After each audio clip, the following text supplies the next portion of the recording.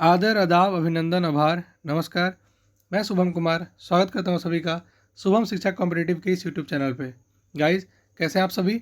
उम्मीद करता हूं आप लोग स्वस्थ और मस्त होंगे और आपकी प्रिपरेशन इसी तरीके से चल रही होगी।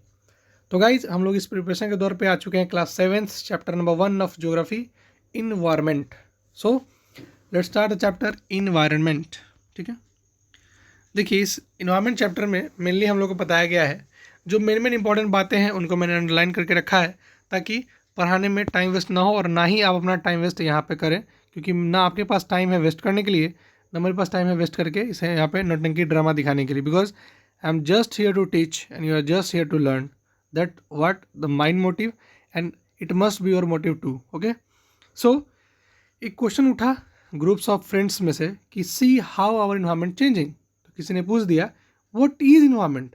तो जवाब मिला वहाँ से कि whatever you see in your surrounding is environment said by the teacher. Then Ravi told aloud that means the school building, tables, chairs, classroom, even that open field and road, garbage, my friend, all are the part of environment. Yes, teacher said, but wait, some objects are created by nature जैसे कि mountain, river, tree, animals, and other made by people जैसे कि roads, cars, clothes, books, etc. ठीक है, then what is environment. तो देखिए दोस्त, क्या होता है, environment is our basic life support system that provide the air we breathe, the water we drink, the food we eat and the land where we live.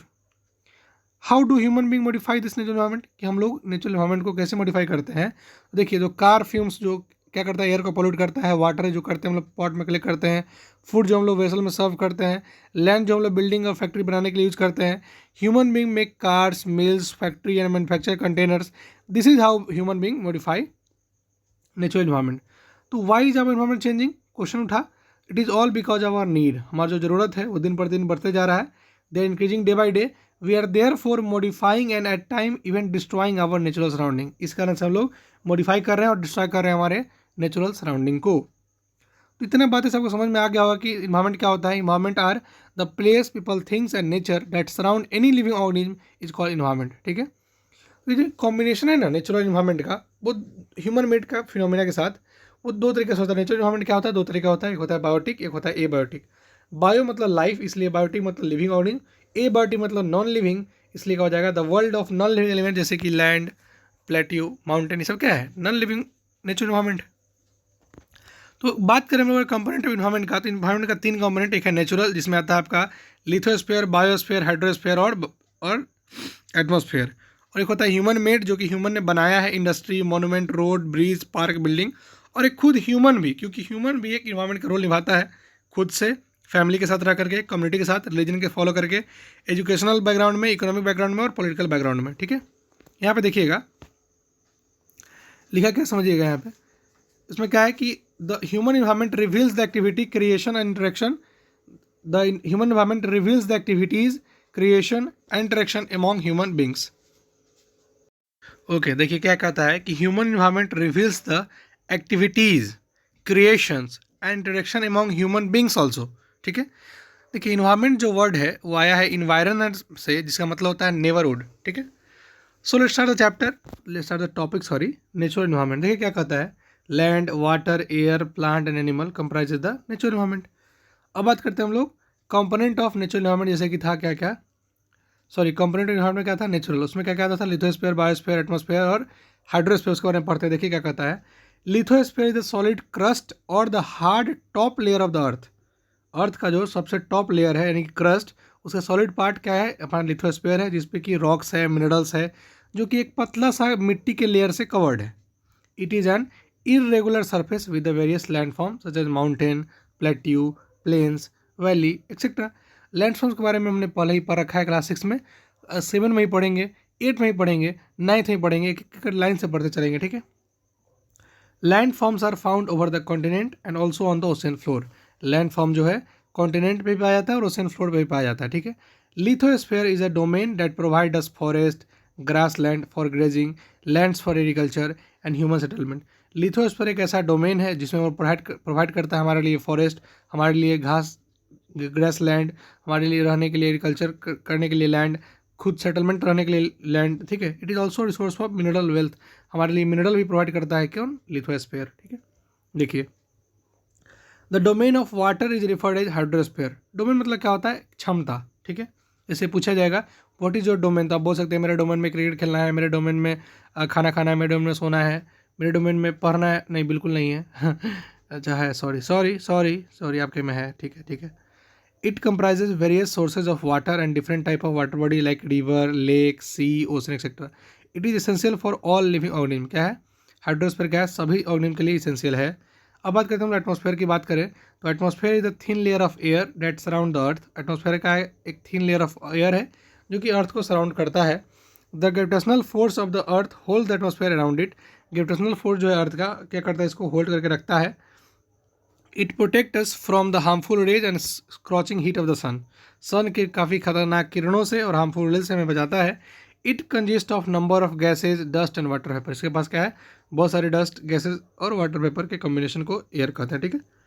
अब बात करते हैं हम लोग बायोस्फीयर की। देखिए क्या कहता है कि plant and animal kingdom together make a biosphere, मतलब लिविंग ऑर्गेनिज्म, बायोस्फीयर और the living world. It is a narrow zone of earth जिसमें कि लैंड भी है, वाटर भी है, एयर भी है और सभी एक दूसरे से इंटरेक्ट करके रहता है और लाइफ को सपोर्ट करता है, उसको बोलते हैं हम लोग बायोस्फीयर, ठीक है। What is ecosystem? देखिए ecosystem, it is a system formed by all the interaction of living organisms with each other and with the physical and chemical factor of environment in which they live, all linked by transfer of energy and material। जैसा environment का ऐसा system जिसमें कि living organism और non living organism किसी physical या chemical factor से अपना एनर्जी और मटेरियल को ट्रांसफर करते हो, उसको इकोसिस्टम बोलते हैं। यानी कि ecosystem consist of plant, animals, हम लोग सब इकोसिस्टम में आते हैं, यानी इन्वायरमेंट के अंदर इकोसिस्टम आता है। आप ये बात याद रखिएगा, ठीक है। चलिए आगे पढ़ते हैं हम लोग।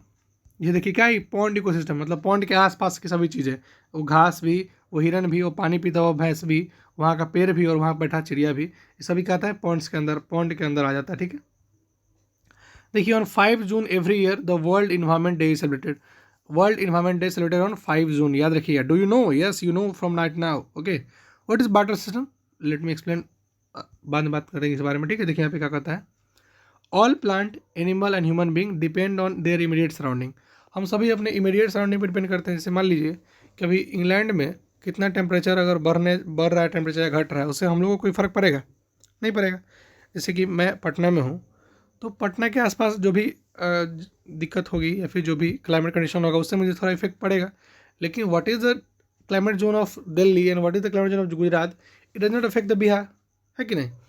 तो often they are also interdependent of each other, ठीक है। this relation between the living organism as well as relation between the organism and their surrounding from ecosystem। देखिए इकोसिस्टम कौन बनाता है?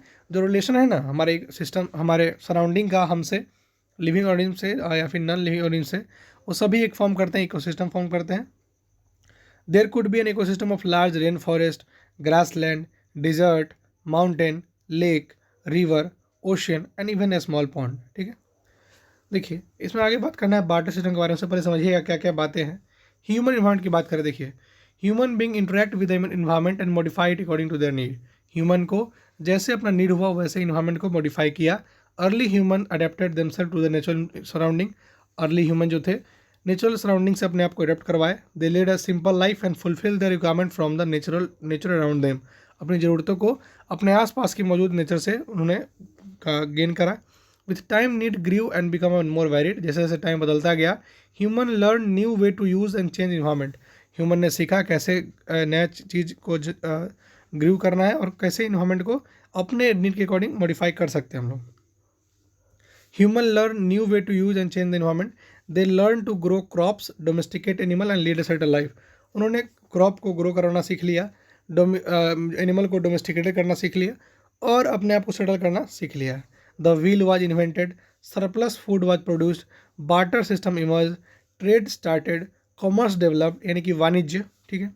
और बार्टर सिस्टम मतलब होता है कि जूते ले लो पैसे दे, सुने ना कहानी, गाना सुने हैं ना। मतलब क्या है कि एक के बदले दूसरा चीज़ लेना, यानी कि if you have a rice in abundant amount you can give it to someone who have a need of a wheat. इसको राइस की जरूरत है, उसको राइस दे दिए, and you need a wheat, then you can borrow wheat from them, ठीक है। ऐसा क्या होता था, बार्टर सिस्टम होता था, मतलब लेने के देने, ठीक है, लेने के देने पड़ जाते हैं, ठीक है। Industrial revolution enable large scale production, industrial revolution जो होता है लार्ज स्केल प्रोडक्शन करने में मदद करता है। ट्रांसपोर्टेशन बिकम फास्टर, ट्रांसपोर्टेशन बढ़ने लगा। Information revolution made communication easier and speedy across the world, और क्या हुआ, कम्युनिकेशन धीरे धीरे बढ़ने लगा, इन्फॉर्मेशन के थ्रू कम्युनिकेशन आसान हो गया और पूरे वर्ल्ड में स्पीड से फैलने लगा। मतलब इससे क्या था, चेंजेस था ह्यूमन इन्वायरमेंट का, ठीक है। A perfect balance is necessary between the nature and human environment. Human must learn to live and use the environment in a harmonious way. तो ह्यूमन को अपने एक हारमोनियस वे के अनुसार इन्वायरमेंट को यूज़ करना और रहना चाहिए इसमें। मतलब कि अगर आप ज़्यादा इसमें करेंगे, अपना उंगली करेंगे, तो नेचर फाइट्स बैक। मतलब यू नो ना कि every action has an equal and opposite reaction. देख रहे हैं आप लोग, हम लोग भी देख रहे हैं, we have faced a huge problem due to corona, ठीक है। एंड सम जो बहुत बड़े वशिष्ठ होते हैं वो लोग बोल रहे हैं, जो वरिष्ठ हैं हमारे, वो लोग बोलते हैं कभी कभी कि सब प्रकृति के पर की गई हमारी चोटों का नतीजा है जो हमें आज भुगतना पड़ रहा है, ठीक है। सो जिससे आप अगर प्रकृति से दगा कीजिएगा, प्रकृति अगर आपसे दगा कर लेगी तो फिर आप दगा करने के लायक नहीं बचिएगा। सो दगा दगा नहीं करना है। माना कि दाग अच्छे होते हैं लेकिन दगा अच्छी बातें नहीं है, ठीक है।